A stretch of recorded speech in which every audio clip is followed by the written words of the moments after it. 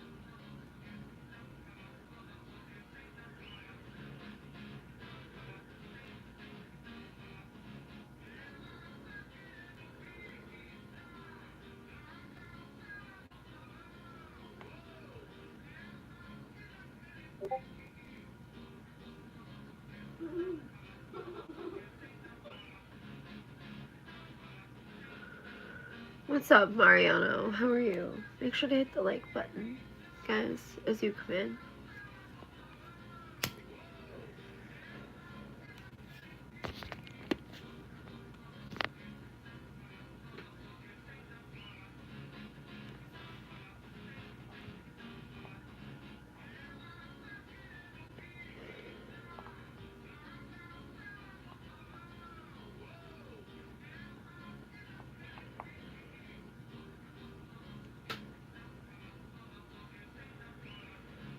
I only speak English. I'm sorry.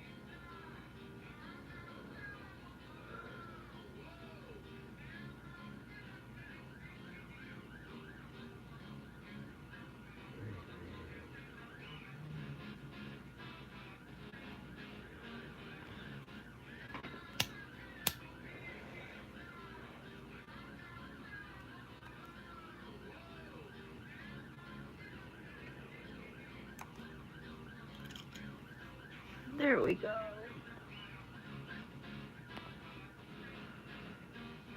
Finally.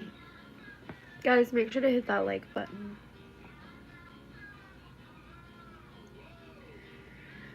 As you look, the Discord link, I just posted it. I posted my membership link, my email, my Venmo, and my Cash App, just in case anybody wants to donate and they don't want to use YouTube because of the 30% that they take. Understood.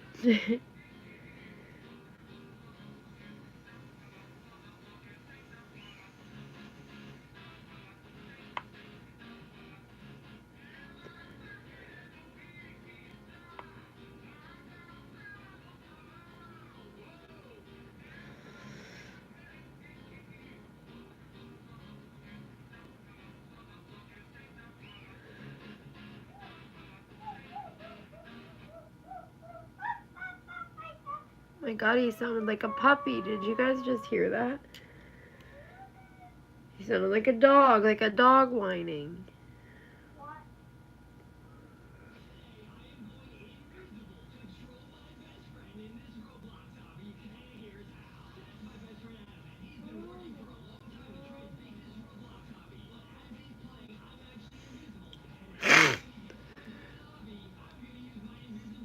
I need to click into all comments.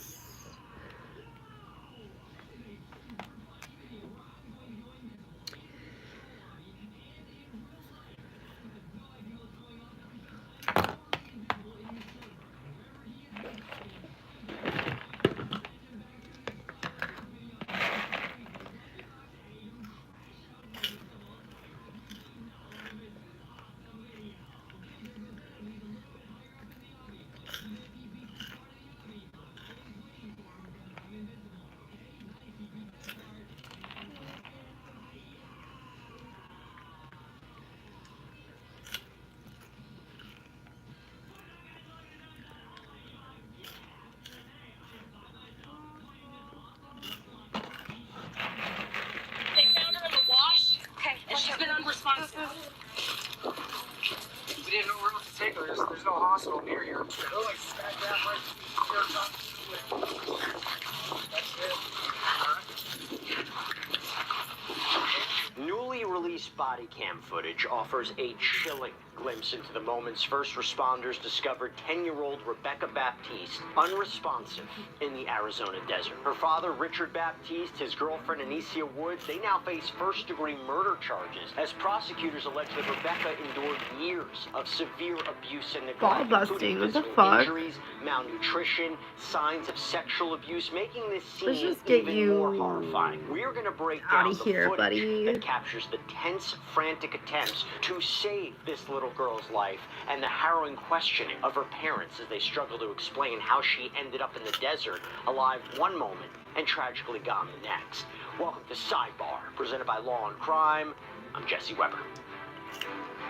Guys, hit that like button. We are revisiting an incredibly heartbreaking case that we've covered here on Sidebar. If you followed us, you're going to remember this one. How could you not? Earlier this month, we shared the devastating story of 10-year-old Rebecca Baptiste, a young girl the prosecutors say suffered years of abuse and neglect before her tragic death in July. And prosecutors say this is all at the hands of her own caretakers. Her father, 32-year-old Richard Baptiste, and his girlfriend, 29-year-old Anicia Woods, are now facing first-degree murder charges after Rebecca was found unresponsive near a highway in Holbrook, Arizona. Now, to recap, prosecutors allege that Rebecca was severely dehydrated, malnourished, missing toenails, bore injuries that they say were the result of physical abuse, sexual abuse, prolonged torture. In fact, Law and Crime obtained a 33-page incident report from the Navajo County Sheriff's Office detailing law enforcement's interactions with Richard Baptiste and Anicia Woods, along with graphic documentation of the injuries the prosecutors allege stemmed from sustained abuse. And we covered that report in detail in a previous episode. If you want to check it out, if you want to learn a little bit more, it's up on Law and Crime's YouTube page. But back on July 27th, Woods apparently made a chilling Guys, hit that like, 911 phone call, pleading for help as they rushed this girl toward town. What's And everyone on the up line to with tonight? dispatchers, Woods explained that the family lived in the desert and was racing Rebecca into Holbrook. 911, what's the location of your emergency? What's the location of your emergency? We're on I-80 headed towards Holbrook. It's my daughter. She's with us. We live out in the desert, and we're pulling to Holbrook to the EMS station. Investigators say that Rebecca had run away multiple times before that day, and this time a neighbor found her unresponsive in the desert. She ran away for the third time in a week in the desert, and when the neighbor found her, Ran away, she right. was unresponsive completely. And by the time she You're probably left in the desert. So I'm breathing for her now. She's unresponsive, unconscious, and unable to breathe for herself. Is she breathing? I'm waiting for her. What do you mean? I'm putting my mouth around hers and breathing in her lungs. Yes. Dispatchers, they urged Woods to pull over and wait for EMS. Clearly she's not if she's talking. Take him out too, and we can start What the CPR. fuck? Would it be easier if we This girl had her toenails pulled out. We're all with the whole brush. She was severely I abused. understand that. I need you to pull over so I can have EMS meet you. And moments later, first responders met the couple on the roadside. Wild story.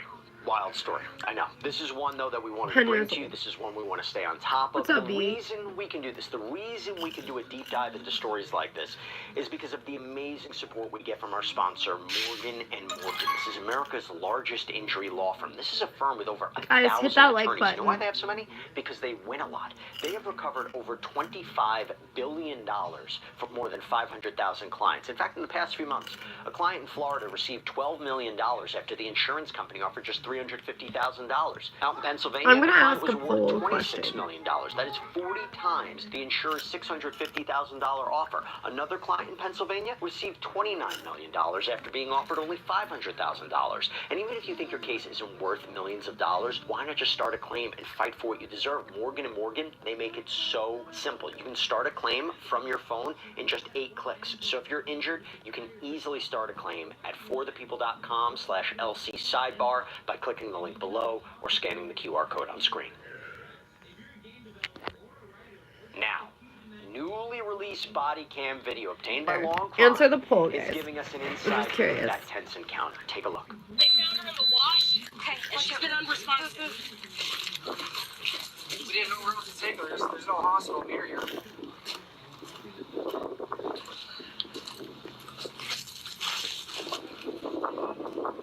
I do need to warn you, she has. Who's your parents? Oh, sorry. I'm sorry, Reed. She's got his parents. She's been unresponsive since the neighbor's murder. He said he found her just laying in the wash. Just gasped. How long ago? I don't know how long it took us to get here. I live. 30 minutes to get here. We live 20 miles east of Petrified Forest. And you guys didn't call the ambulance? Depends on the case. I see. I talked to a sheriff. There's no I reception. can understand You that. dropped. I told her we were headed for 20 miles east of the Petrified Forest. He's ran 3 times this time. He's by far worse.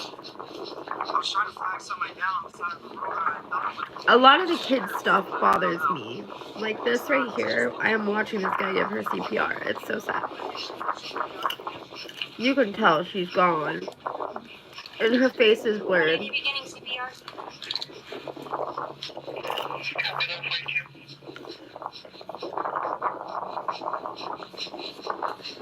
That's sad.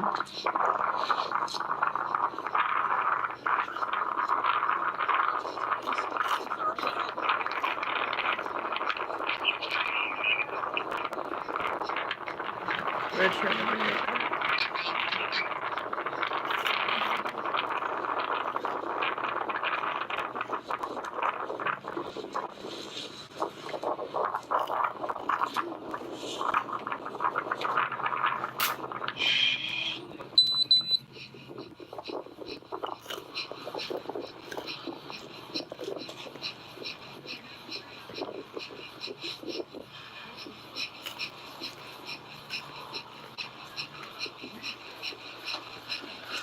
LT, can you give me some gloves?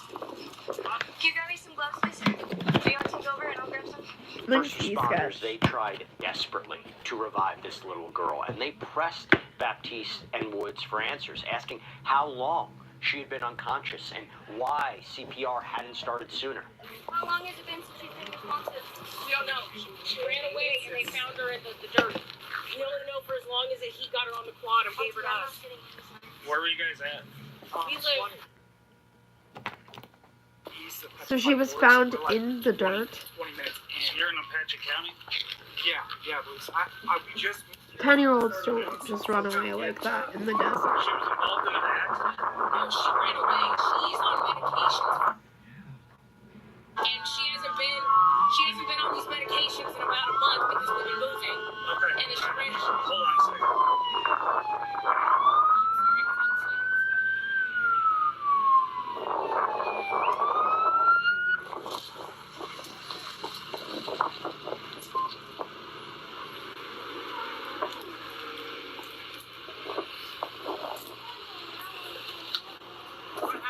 kids' little bodies can only go through so much.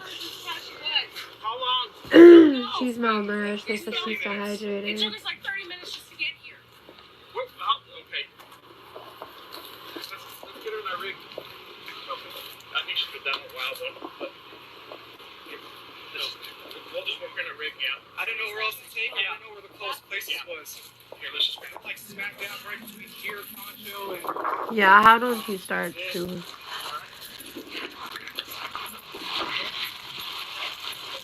For some reason I think he'd be a good gamer. I started when I was gaming. Let's see, like those girls for Call of Duty. Yeah, I just don't have a console. That's not about it. I used to love gaming, rush but... Rebecca to a waiting truck for treatment. Officers then turn their focus on her father. They pressed Richard Baptiste about the timeline, how neighbors found this girl in the desert, and why she was already unresponsive when she was brought If I could home. do mobile gaming, I would do, We don't know. The neighbors. I would do, Call of Duty Mobile, but I wouldn't even do that. Or the here. 48, it had to have been probably close to 11. At least 30.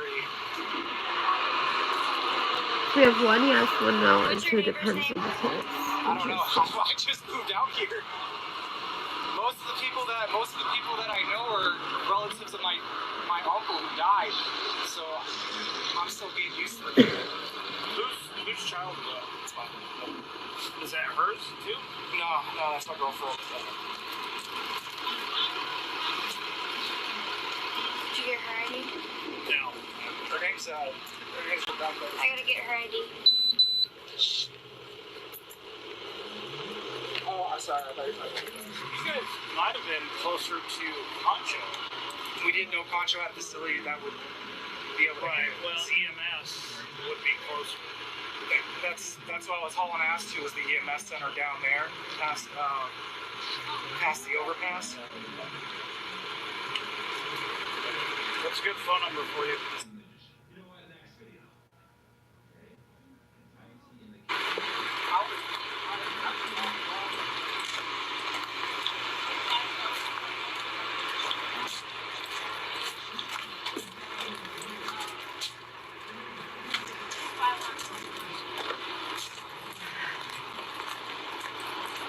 This girl apparently went through years of torture. And she's been running away for the last Thanks for 3 the or 4 hurts, weeks. guys. She ran away this morning. We went out trying to find her, and our neighbor found her. What time this morning? We got up about 9:30, so it would have been close to 10:30. So you guys saw her the night before? Yeah. We all sleep in the same building. Okay. They all sleep in the And same then- building, she said. He said. Well, it is your daughter. I would assume you probably do. She's only 10 years old. Hang on. Here's my... Guys, I lose everything. Whoops. I didn't know so. Guys, make sure to hit that like button. It really helps your girl out. Helps throw us into the algorithm a little better. So you said she ran Yeah. Do all that. around that morning, and you guys were trying to find her? This morning. This one. Yeah. And you guys went out trying to find her, and then your neighbors found her? Neighbor found her. Yeah. Okay, what were they doing down there? How'd they find her? They were on quads. They were on their quads, okay? And then they brought her to you Yeah. at your house? Yeah. Well, it's fucking technically it was my great uncle's. He died recently, so we moved in there. Okay. So that's kind of how people know us up there. Did she have any signs of life when she got brought to you? She was almost basically like this. She was slightly responsive. She was still breathing on her own. What do you explain to me what you mean responsive? Like she was just breathing on her own. Breathing on her own? But that's about Okay. it. And then as we were driving this way, started seeing color change in her lips, and we were just. Okay, you said she Yeah, she got that when she was in Phoenix. Okay. She ran away. Did you guys take her to get treated for it? Yes, she has a primary care, and then she also did a 7-day stay down in Phoenix. Okay. Not for that, but just for a prior incident. Okay. And explain to me what you're going through. You said she's diagnosed with what? Can you explain that to me? Okay. She was on 3 different medications before we left.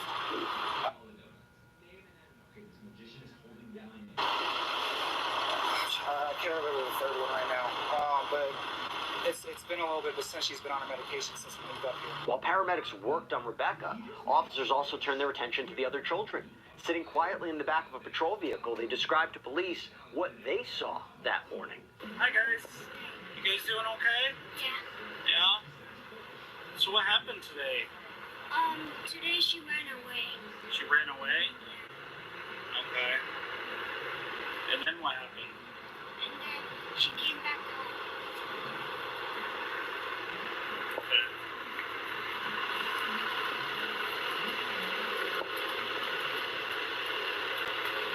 That kid said she came back home first. Maybe she did run away. Maybe that's what made the parents mad.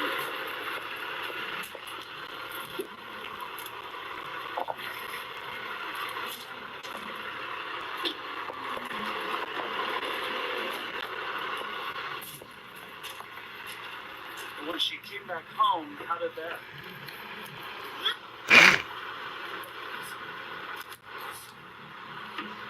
The officer noticed he said that. Because they said she didn't come back home. So, did mom and dad bring her home? No, one of our neighbors in there, they saw her laying, they saw her laying down on the ground, and then they brought her back. Oh, they brought her home? Okay. Alright. What's your name? How do you spell that?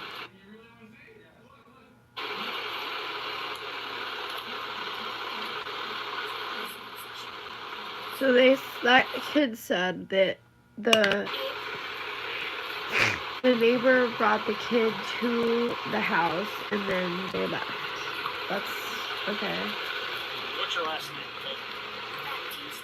Okay, like your That's dad? probably true, but it probably was a lot of years of torture. And how'd she get in the middle of the desert? She's probably left there.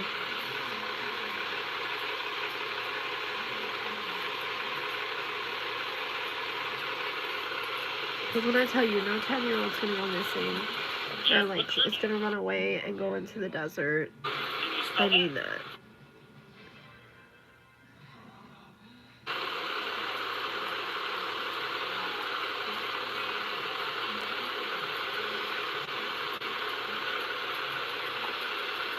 Is your same last name? Okay, how old are you? That was my favorite. It's mine too, And Anna. as detectives I would do the continue their same questioning, color they over are pressing again. I would just these do this adults color. on her care, 'Cause I really on her like it. schooling, her history of running away. Both Richard Baptiste and Anicia Woods, they described these past incidents, This guy's including fucked. times that the 10-year-old had even apparently jumped from windows. to Jumped escape. from How old windows. is she? To be thrown. Yeah, because she was abused. Where'd she go to school? She jumped we from haven't set that windows up to yet. escape No because school she yet? was No, we were abused. trying to get her either into Concho. Who's your primary care? So I just had him switched over to. How long ago? That was about 2 weeks ago, but her former one, his name is. Hang on just a second. Who did she see over? I'm sorry, what? Where was she? Who was she seeing? Do you know the doctor's name?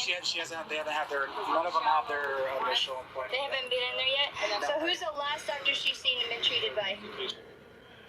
Spell that. I'm gonna need a number for him anyway, so. Yeah, let me look it up. Okay. Alright, ma'am. So walk me through what happened today. We were outside starting the morning. Before I can get waters in the bottles, she went running off again.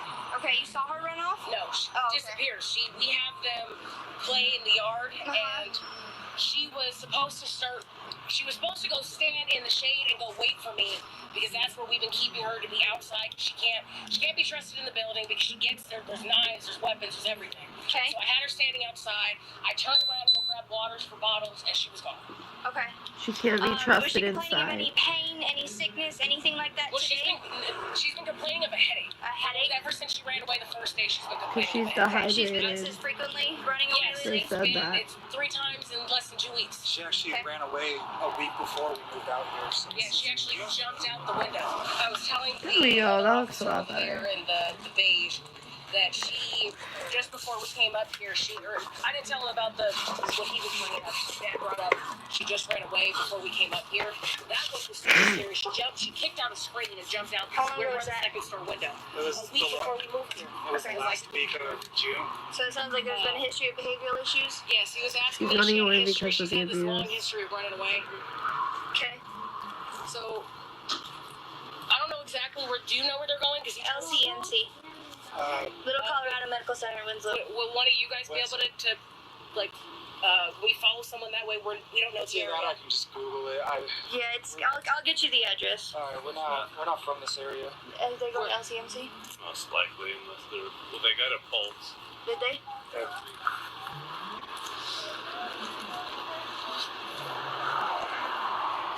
I noticed when he had handed her to us that bulge in her chest, that was making me afraid of. I didn't even think to start CPR. I just thought, let me keep breathing for her and let's just go. Okay.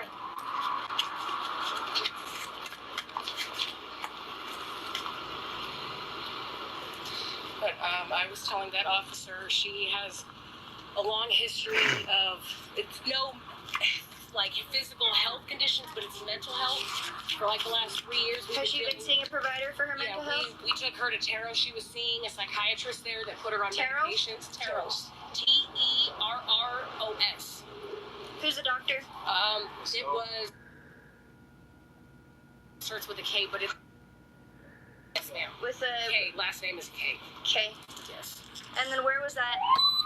It's in Phoenix. So there's multiple offices, but it's one off of.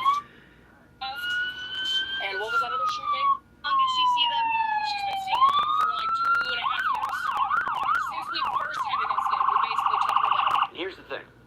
As the questioning continues, officers learn this isn't the first time state agencies have been involved. The parents admit that this little girl had prior DCS cases, including time spent on a psychiatric hold, and that custody had only recently been returned. Going to Colorado Medical Center, I think it's like 1520 Williamson in Winslow right now until they can get a medical air vac.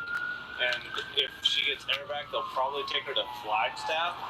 And at Flagstaff, they may or may not take her down to Phoenix. So For Phoenix Children's. Yeah, so I would just follow up with the hospitals. That'll be the fastest route to figure that out.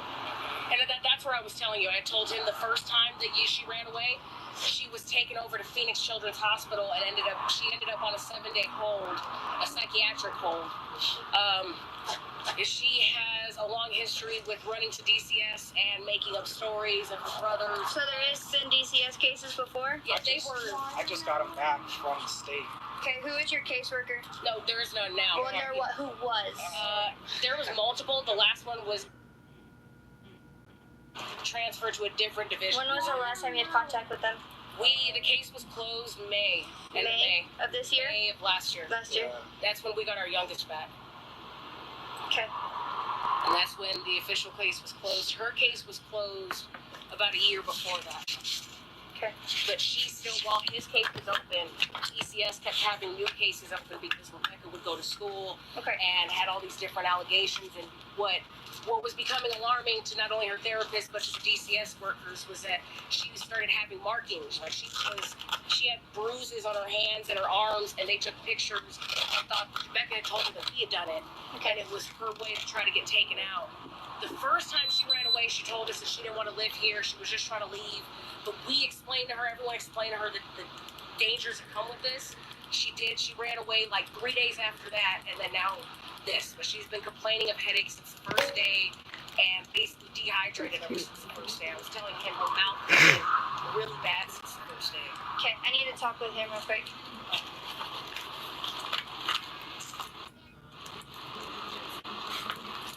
So who's the biological mother?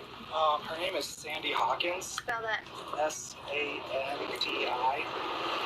then Hawkins is Hawkins. Hawk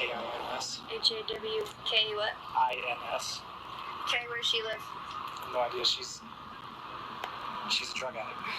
Okay, where's the last place do you know of her being? She was in Phoenix, and it was some apartment complex off of. So most people aren't into true crime. Interesting. Has she been in the little girl's life at any point, visiting, anything like that? She stopped coming to visits. About 2.5. Yeah. Do you have a number for her? No. Is there a way to get a hold of her? I would assume Facebook Messenger. I don't have contact with her. Just. Do you know her date of birth by any chance? I said what? Do you know Sandy's date of birth? How long has it been since mom's been involved, you said?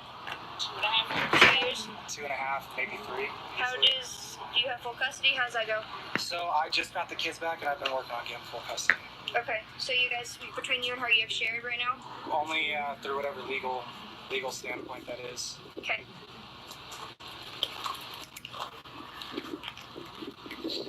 I just don't have. Her mom was coming to visit Hyde, and DCS basically told us don't do visits if she's gonna be like that. We'll take care of them, and she never did them. Okay. And then she never showed up to any courts, never did drug testing, never did anything. So I let bygones be bygones, essentially. Okay. Guys, make sure to hit that like button. It really helps me. You don't ever try calling you guys from. It's hurting the hearts, guys. Yeah, okay. I appreciate it. Where we live, the reception's really terrible, so text is a good follow-up. Or email. Is this just because I don't know out here? Is this really the only way? Like, it's just call 911 and hope the signal keeps going? Because we just kept losing the call the whole way up here. Well, you should probably, when you get back home or something like that, just look at what's closer. Not necessarily, I mean, you could have called, way out there. EMS could have met you way out there on the way. We're trying to call them. Something like that, yeah. And I understand, you guys do what you can, okay? But we'll let you guys get out of here and get to the hospital, okay? So let's go to the Little Colorado Medical Center if you want to look it up on your phone. Will do. Okay. Okay? So let's So just sad, get bro. there safely, okay? Seatbelts and well, just try and get there for your daughter, okay? Thanks. Drive safe. Now, in the end, medical professionals determined that 10-year-old Rebecca Baptiste suffered catastrophic brain damage from bleeding, swelling, no detectable brain activity. She was placed on life support until she died on July 30th. Following the investigation, Woods, Baptiste, they now face murder and child abuse charges in connection with Rebecca's death, and they're scheduled for a preliminary hearing on September 4th in Apache County. That's all we have for you right now here on Sidebar, everybody. Thank you so much for joining us, and as always, please subscribe on YouTube, Apple Podcasts, Spotify, wherever you should get your podcasts. I'm Jesse Weber. I'll speak to you next time.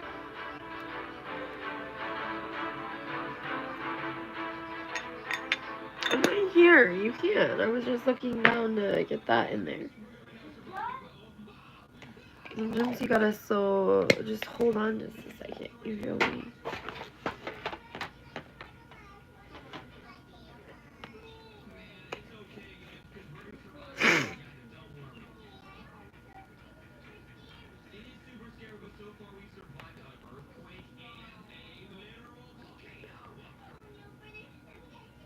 Let's see.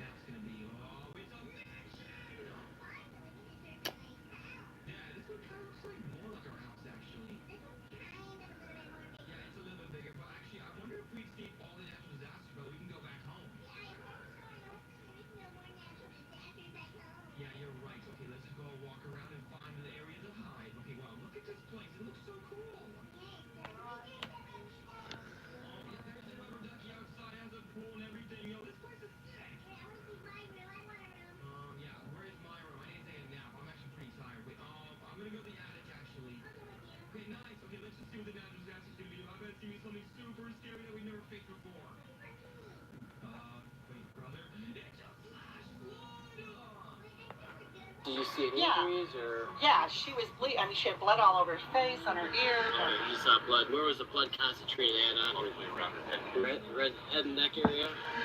What was she saying there and all that? That they're gonna take me and they're gonna kill me. I was saying that your aunt's gonna take you and kill you?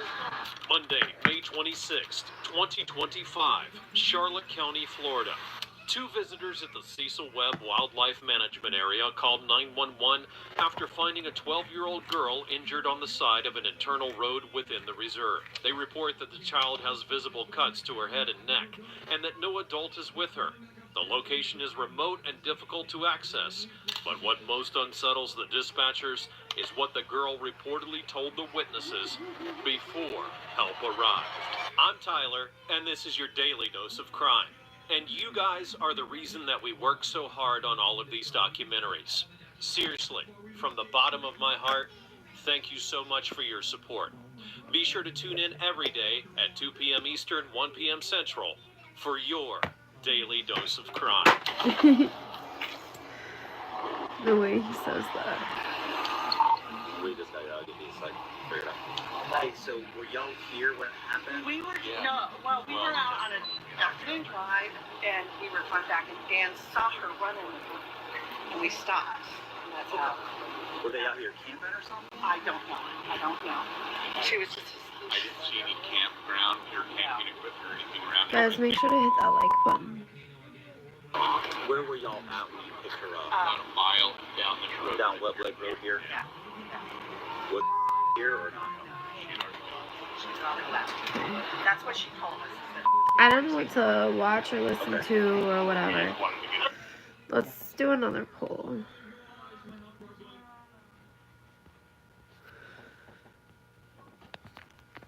How to become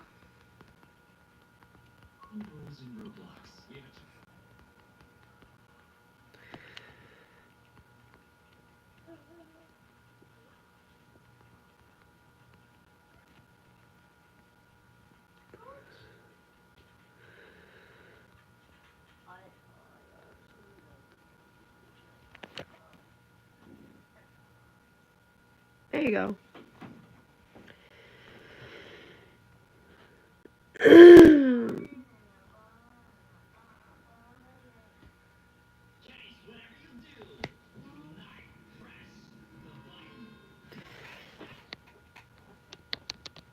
Hang on, y'all. Just a second. brown halfback hair. I wish I had moderators.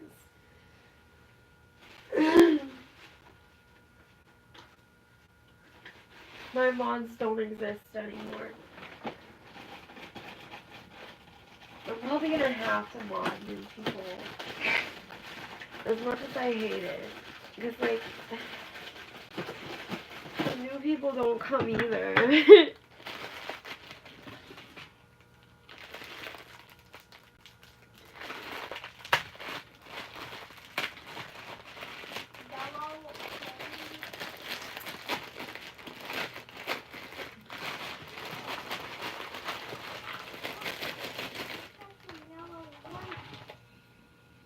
Yellow hoodie.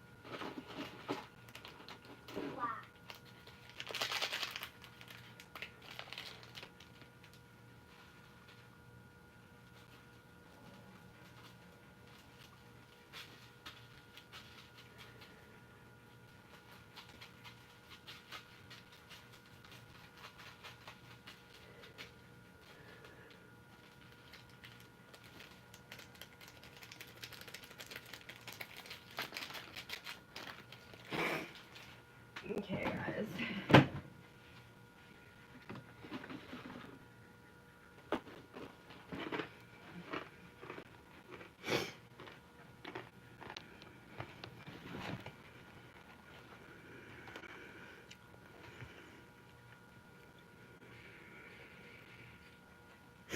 You say you're a Gus kind of person.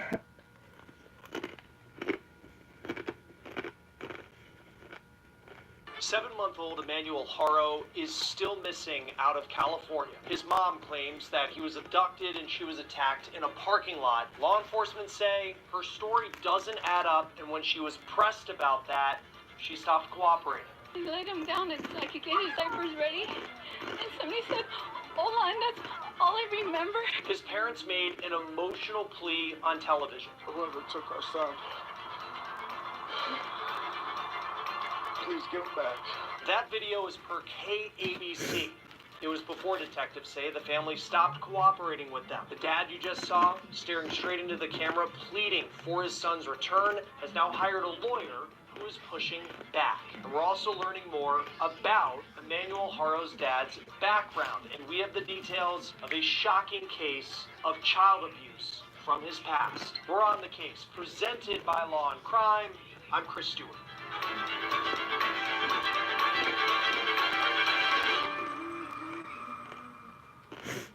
Emanuel Haro's dad, Jake, has hired an attorney who says he is not representing Emanuel Haro's mom, Rebecca. But that attorney is pushing back on the notion that Jake Haro is not cooperating with the investigation. I'll get to what that attorney said in just a moment, but here's some of the latest updates we have from law enforcement out of San Bernardino County. We know that deputies have now seized a family vehicle from the house of Emanuel Haro. A 2-year-old has also been removed from the home. This is video shot by missing persons private investigator Steve Fisher, who's been on the ground in San Bernardino County this week. This is the Haro's house from above. Steve's going to join me in just a moment to talk about what he saw. Overnight, an online blogger who goes by Abby Blabby spoke to News Nation, and she talked about a conversation she said she had with the adoptive mom of Emanuel's now 7-year-old half-sister. Again, this was in an interview on News Nation, that blogger talking about the young girl who is now named Promise, a girl who is now blind. Guys, make sure to hit that like button and make sure to answer the The poll. adoptive mom of that girl is the cousin of Jake Haro's ex-wife. In 2023, Haro was convicted of willful child cruelty. That is according to online court records that we have. The Daily Breeze has an affidavit that says that the infant was admitted to the hospital with fractured ribs. This incident happened in 2018, and Haro is currently on probation related to it. That girl, again named Promise, is now 7 years old. This case is not connected to the search for young Emanuel, but it is details related to Emanuel's dad and his criminal history. It's unclear what happened to Emanuel Haro.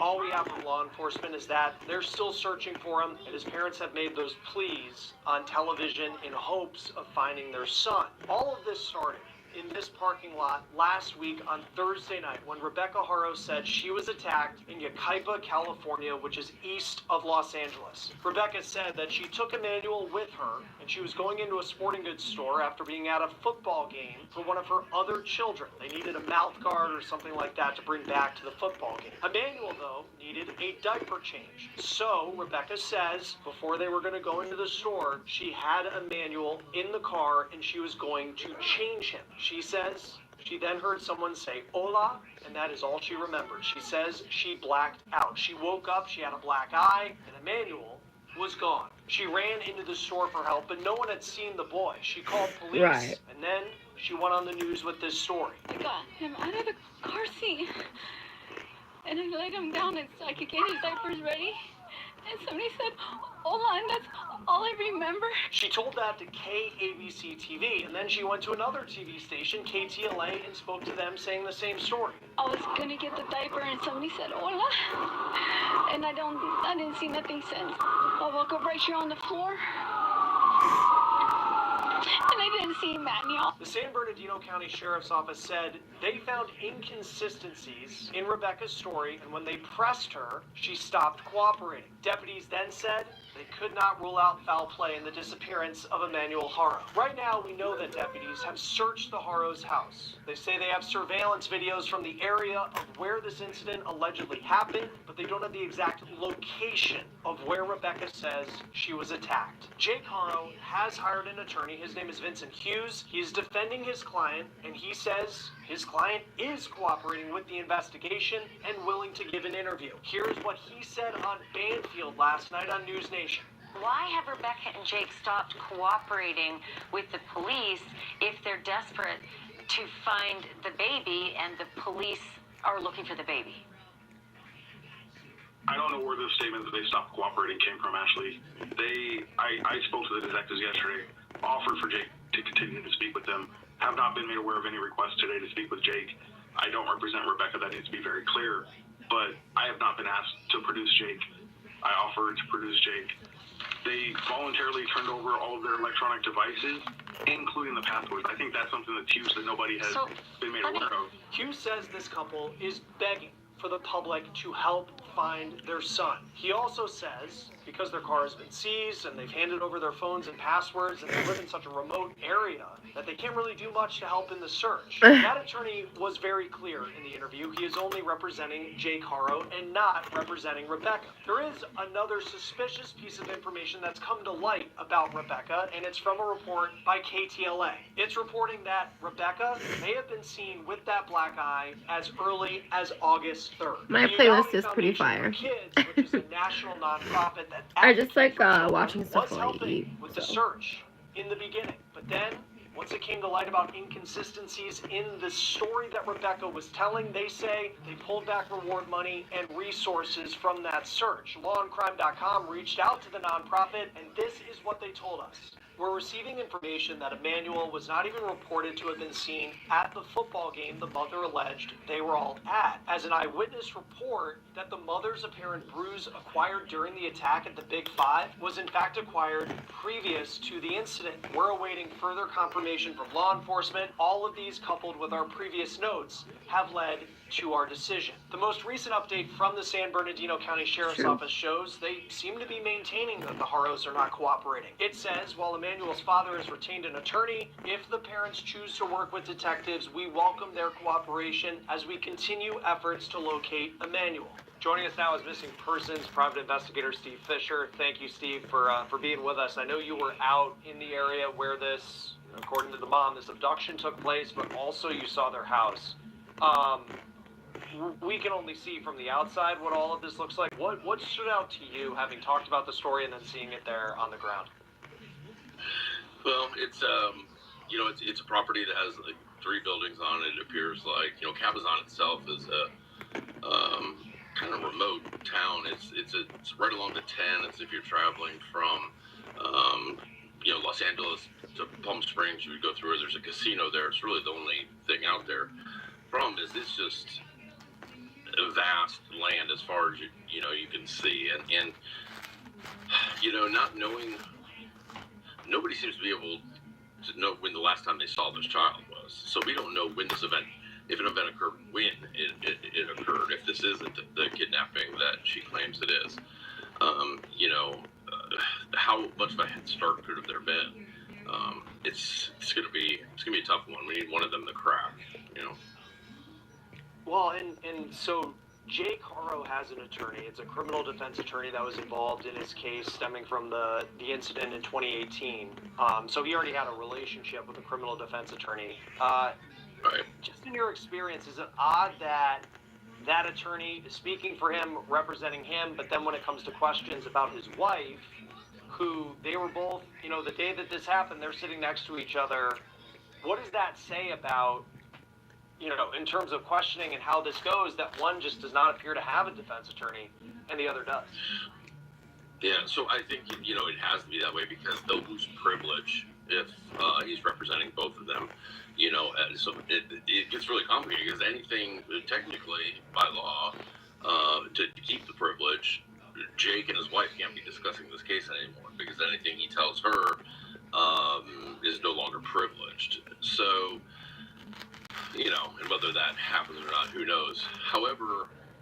it is interesting that she still doesn't appear to have counsel, and that's an interesting dynamic.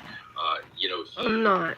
now I don't know if it's absolutely true, but I believe I read somewhere that the attorney volunteered that he was doing this pro bono because he's represented Jake before. So maybe it wasn't. Maybe it was a case of Jake accepting that help and not so much shelling out money because he felt he needed it. However, it is an interesting, dynamic. And last time when I was on a couple days ago, I talked about I felt that they would start turning on each other, they'd cannibalize each other, and that might lead to some answers. And I have a feeling that could be beginning to happen, or this could set that stage. Guys, I think I'm just gonna get off for a while. Jake, I'll be back on later. Bye, guys.